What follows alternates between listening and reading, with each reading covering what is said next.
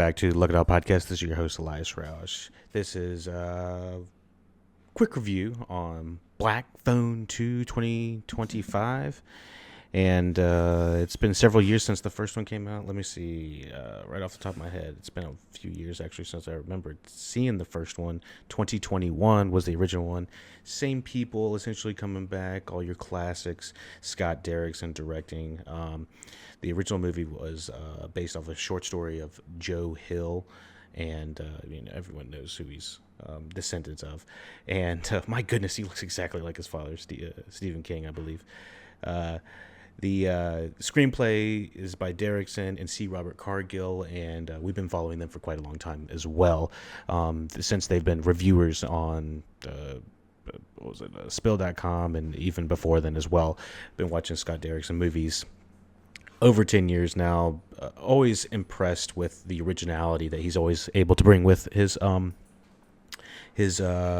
movies and stuff like that. So this is the follow-up sequel to the Black Phone, and I just wanted to say right off the top, there's going to be spoiler free, and might go a little bit into spoilers a little bit later, but we'll give you a clear indication of when that's going to happen. So give me 30 seconds real quick while we change the stream information, which we are live on Twitch at the moment, and feel free to join us anytime on Twitch. And we will be streaming just about daily during the week. And we do a lot of games, movie reviews, hanging out, you know the deal. So be sure to check us out there. And, of course, so this is bringing back all of our favorites from the original film. I will say, going into this is kind of a twofold film. The first half feels a little bit more in the same realm of what the first movie was kind of a dramatic suspense movie with a lot of drama and dread and dreariness to it.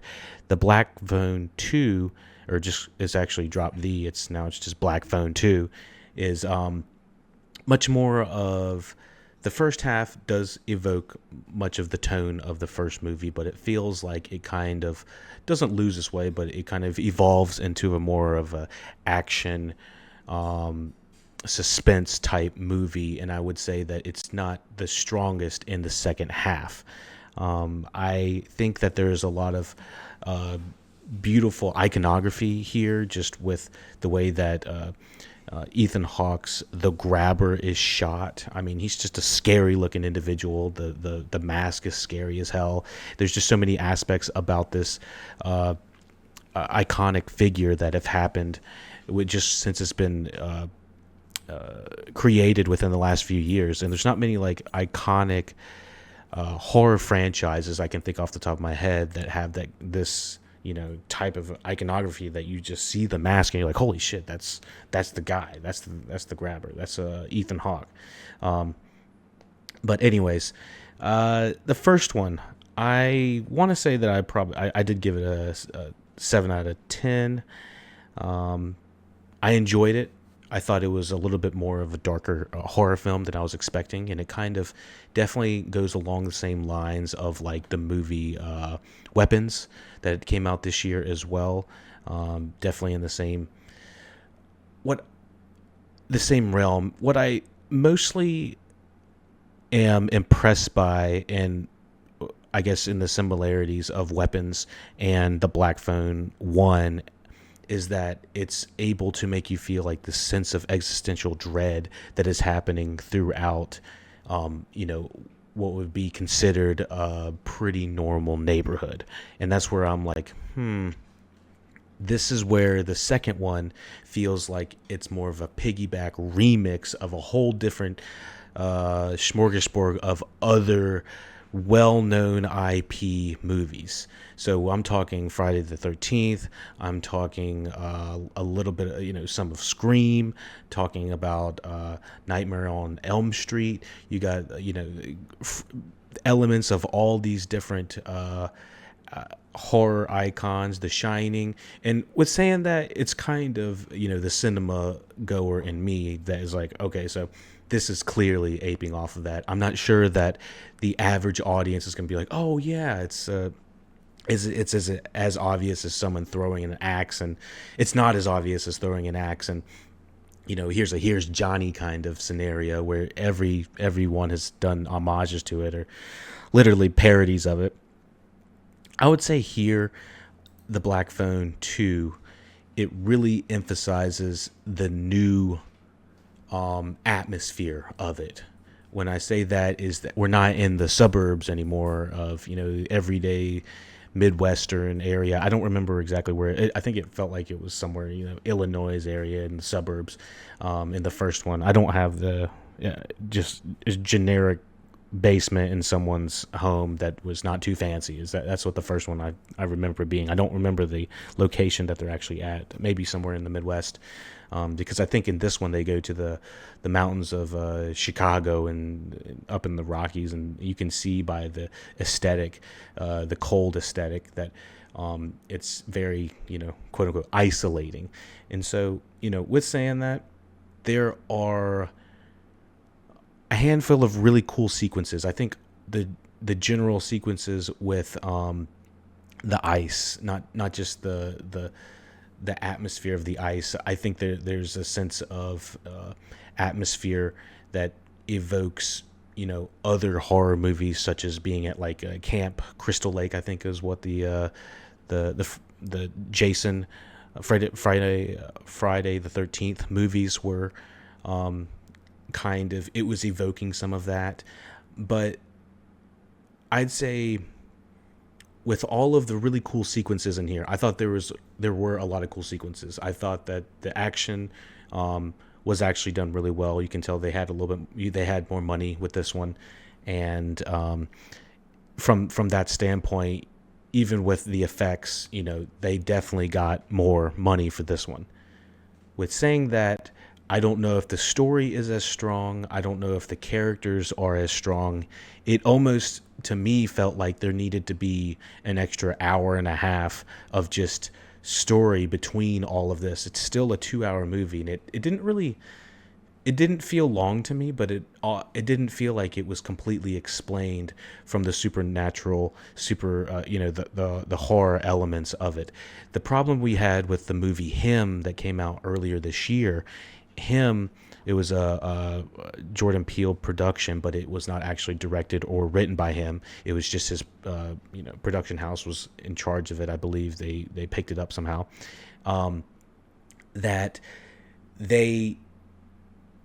The movie Him, it was hard to tell what was real and what was not real. What was a dream sequence, what was not a dream sequence. There's elements of this movie where I was like, okay, there's clearly times that we're in a dream sequence, but I'm like, is it clear that we're out of the dream sequence? There was multiple times I was just confused about the level of, can people see it? Can other people not see it? There was elements of the supernatural horror that I was like, it's the world building. I really felt like the world building was dropped in this movie. And what happens is when you drop the world building in these types of movies, it ends up coming to bite you in the butt. It's because it becomes more about, oh, this looks like a really cool action scene, or this is a really cool concept, but it starts making you think as an audience member. You're like, what? Wait, how is that possible? How is he getting phone calls from all these different phones? Why is nobody talking about this?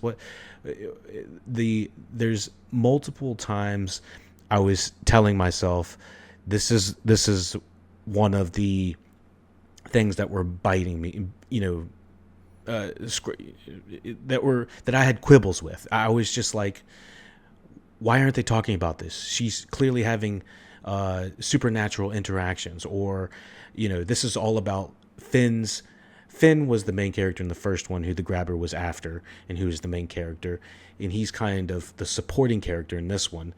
And it's not about Finn, it's about Finn's younger sister, who is now having the interactions with the grabber. And quite honestly, at multiple times, I wasn't even sure, not even spoiler alert, but this has got elements of like the Invisible Man, because we're fighting ghosts, just as you're seeing in the trailer.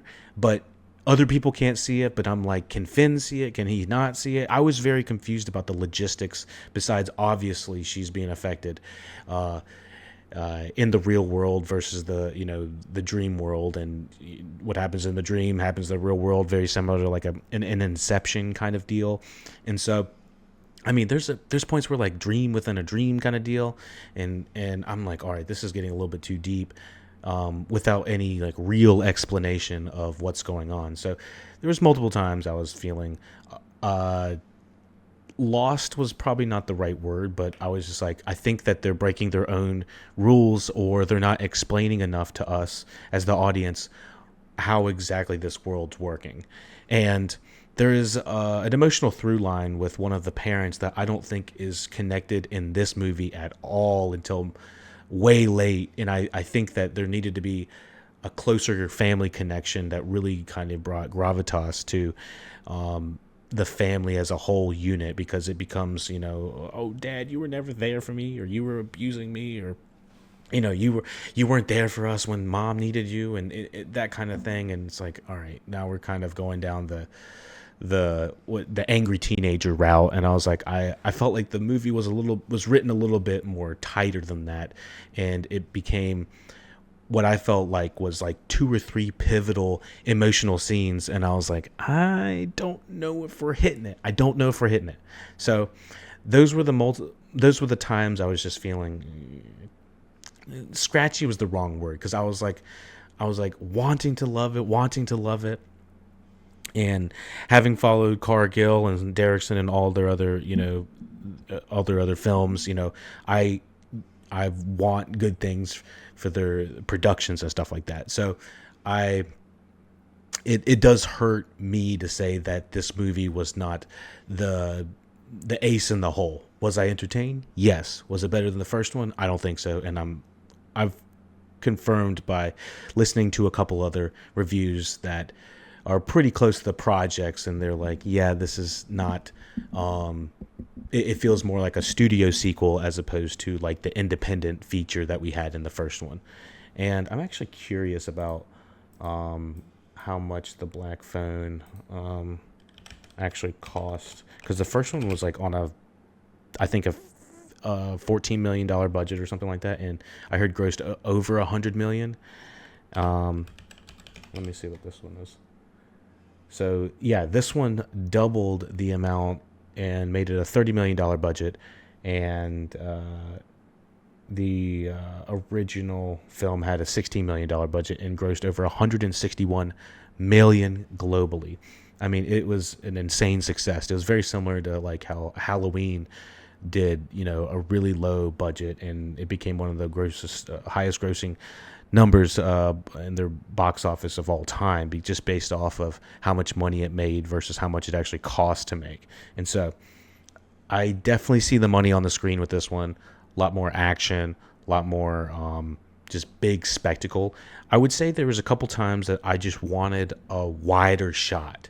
There was so much, I would say, really good and interesting editing, and along with the cinematic the flourishes that were happening on screen that made it look like old-timey film, which in the projectors that I saw, I was like, I can't see a damn thing. I was like, I was really lost at some of these points, and I was like, spatially, I feel like there's a couple good, wide-scaping shots that get you to understand the location of where you're at, but there was other times that I wanted a wide shot, and I was like, I don't know where everyone's at. I don't know spatially where the cabins are. I don't feel like I understand from like the logistics of where they are on the map. I mean, from what it felt like is that they shot at several different locations and had to make it look like they were actually at a camp or something like that.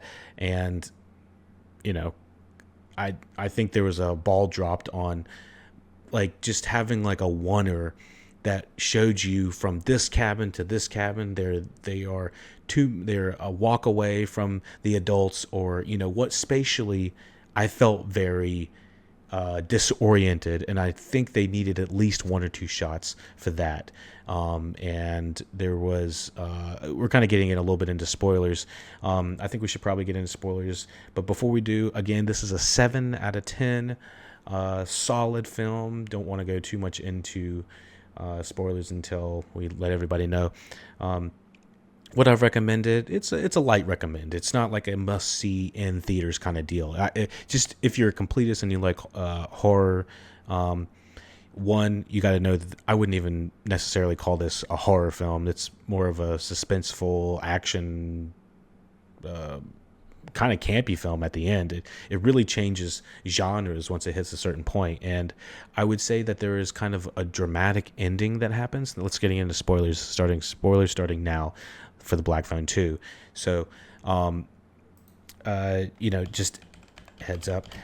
There is the whole spoilers essentially are that you find out that their mother, who is the one that they decided to go to the camp. This I forgot what the camp's called. Camp Alka something. Oh, Alpine. Yeah, Camp Alpine, and basically they find out that their mother went to that camp, and there's other people that are supposed to be going to the camp, but it's in the middle of winter and they get snowed in, similar to like a Shining kind of deal. And so Finn is having Finn is just already being harassed by multiple phone calls and multiple phone booths 4 years after the entire first accident happened, and he had to take out the grabber. One, I really like this guy as an actor. I haven't really seen him in anything except for the How to Train Your Dragon series recently, and you saw him in The Black Phone. I think he's going to be going pretty far because he just seems to have a lot of screen presence, and he's at such a young age. I'm sure it's going to do wonders for him. Let me see what his name is, if I can find Mason Thomas, I believe. And then we have Madeline McGraw, who I believe is the one that's joining him as well. And so, yeah, and I think she might be someone's daughter. I don't have that. I'll let y'all explore that in what's it called in the comments section. Y'all just let me know what's going on there. And let me see, 73% on Rotten Tomatoes, and it sounds about right. I had a 7 out of 10, and with saying that they go to this, they go to this camp, and they essentially find out that their mom went to this camp, and they start getting all these haunted, spooky type things happening to them, and there's this random phone booth in the middle of the camp that overlooks the lake. I'm just going to call it Crystal Lake because it's clearly like an homage to that. All I was thinking about was Friday the 13th in this. I was like, this feels like a Friday the 13th Nightmare on Elm Street kind of like crossover. And there's elements like of the Invisible Man with, I thought one of the coolest sequences was her fighting the grabber like this, and he's just like slinging her around, and they're just like, they don't know what to fucking do. And that when I was like, oh, this is getting crazy. And then there's like an oven. There's like 2 giant ovens where they would probably put like big meals and stuff like that. They're watching her just get slung across this kitchen, and then all of a sudden they're like, oh shit, the oven's open, and he starts to try to throw her in the oven. And I was like, oh shit, like I was like, I felt like my heart was like pumping at that point. And I don't really know if they got any more scarier than that. What I heard this movie was supposed to be kind of an aping off of was like Dream Warriors, which was in Elm Street. And so I remember Elm Street. I remember almost Freddy Krueger is one of, I think, is iconic and more interesting than Jason and Michael Myers, mostly because he tells jokes. He seems to have he's relishing in the good times of how ridiculous this is. I always found the, at a certain point, you're just watching these horror films because of the kills. You're like, uh-oh, how's he going to get it? Uh-oh, how's she going to get it? And then, different ways like that. And so, with saying that, I was just like, hold on, I thought that this movie could have used more comedy.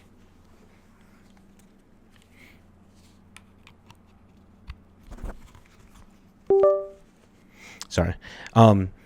Yeah, so I thought that there was elements of this that really could have benefited from just a little bit of a punch up. I thought that there was elements of this that they were attempting to maybe say more emotionally, but they never quite got there, or the time. They never got the time to say it. I don't know if I would have wanted to be there for 2.5 hours just to have a couple of extra emotional scenes. I think that there was a couple of scenes they could have tightened up at the beginning that would have, sped up the process of getting us to where we needed to go. A lot of older horror films are sitting at an hour and a half, hour 45 at most of the time, because they get to the point quick.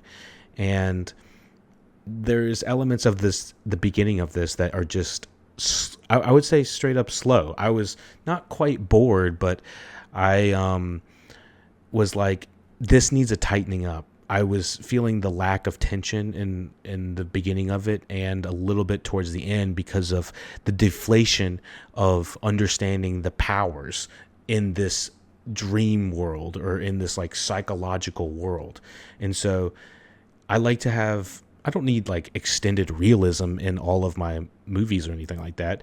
But when shit's getting supernatural, and there's clearly like, all right, you're awake side versus not awake, and so I felt like there was not a distinguished line all the time that could tell you, oh, this is a dream sequence. Oh, this is not a dream sequence. Oh, this is, he's fighting in real life versus they're fighting in a dream.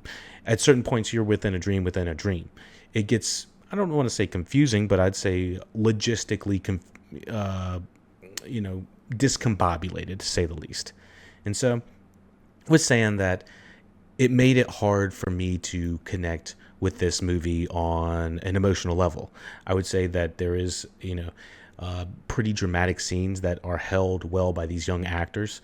Madeline McGraw's Gwen is doing her damn best. I'd say she is carrying the emotional weight and core, and basically all of the action scenes are all about her. I mean, she is this movie. The Black Phone 2 is more about Gwen than I'd say even the Grabber himself. Mostly because the first 45 to 30 minutes, Grabber's hardly in it. He does some crazy stuff. You can see in the trailer, he's doing crazy stuff. But what I'm saying is, it's mostly second half action, mostly second half craziness. And with saying that, it still could have been tightened up. It's a weird congruency of like, I wanted it to kind of have more of an emotional through line, and I wanted to be tighter, but also explain a little bit more of the emotional gut punches sooner. There's a scene where she's talking to her mother, and her mother saying, she's all right on the other side. And during the movie, we find out that the Grabber has killed their mother, and she did not commit suicide. It was the Grabber that did it. And we get to see in like almost like a Back to the Future style kind of setting, which I thought was really cool in some certain scenarios. I was like, oh, this is like really cool. We're going back in and we're changing things, or we're able to see things from a different perspective. And it felt like that was really going to hit and land in I'd say in an emotional way. It didn't, in my opinion. I felt like there was times where the family was supposed to be kind of coming together as a unit, and they ended not doing that. I would say that they were more like, bickering at each other, and they were having relative conversation about, she's kind of having spooky things happen to her versus look at her freaking arm. She has burns on her arm. Like, the father, do something. I just felt like most of these characters felt mostly ineffective to what was going on with the grabber until they absolutely needed her to do something and go Super Saiyan and explode the phone booth, which it didn't.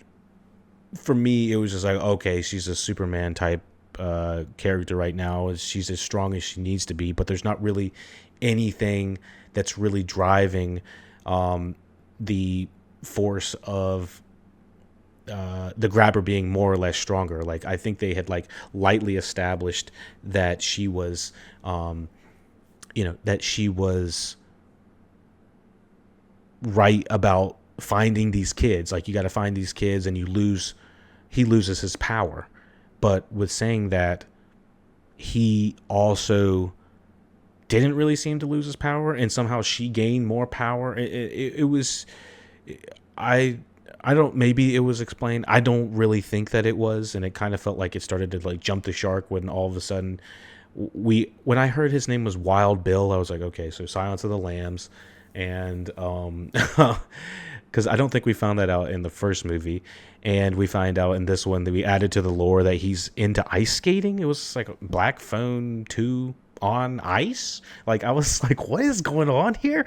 And I saw on Fortnite how they put Fortnite skins now. So anyone that says that Fortnite's for kids, well, now they have the Jason, they have the Texas Chainsaw looking guy, they have Art the Clown, and now they have the Grabber on Fortnite. So I don't really think it's for kids anymore unless they're all watching that. I know that they have the whole split down the middle.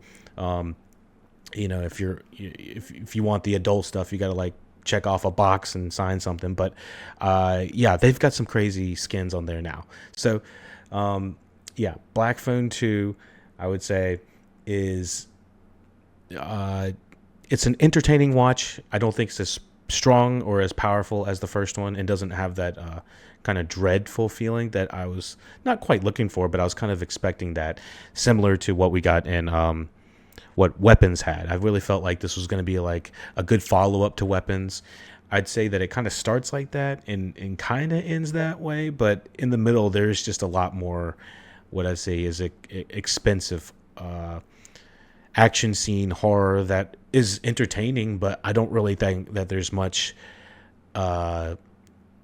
what I'd say is it has substance, and the characters and the actors are doing great, but I just wanted just a dash more. It felt like it wasn't seasoned enough for me. Like, put a little salt, put a little garlic on it, to make it a little bit more of an interesting film than just taking me on a ride. And I felt like I was just kind of taken on a ride versus the first one where I was like, oh, this is really something special. And I'd say that it's still a worthy entry into the Black Phone, what's to say, franchise now, because now it's got all this merchandise and whatever else. I'd watch another one of these. I want to see these characters continue to grow up, but I would like the emotional gut punch to happen earlier. I felt like the first one had much more emotion in it.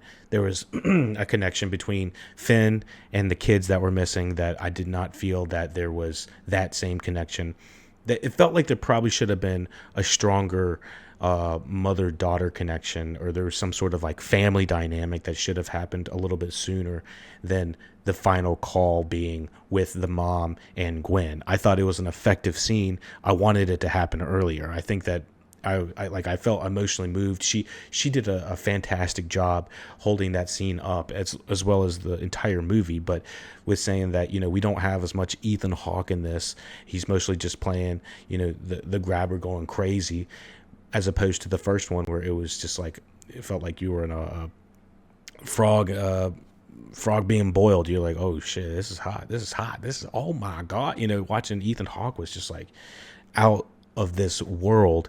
And in this one, I don't feel like he gets to do as much. He's not in it as much. It's much more about the kids, the story, the lore. Would have liked a little bit more of the, overarching, how does this world work? How does she gain powers? How are we turning into dream warriors? That type of thing. So let me know what you thought about the Black Phone 2, of course.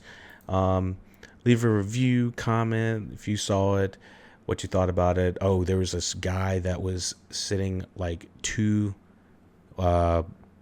seats in front of me. Oh my goodness. And he was kind of an insane guy, I think. He was basically repeating every word. This was happening the first 10 minutes of the movie. Basically repeating every word that was being said on screen and almost before they were saying it. And I was like, oh my God, is he going to do this the whole time? And he did it long enough that I was like, all right. When they got to the camp, I went up to a different seat. I was like, I don't want to hear this guy again. Of course, there were some kids in front of me. I don't know.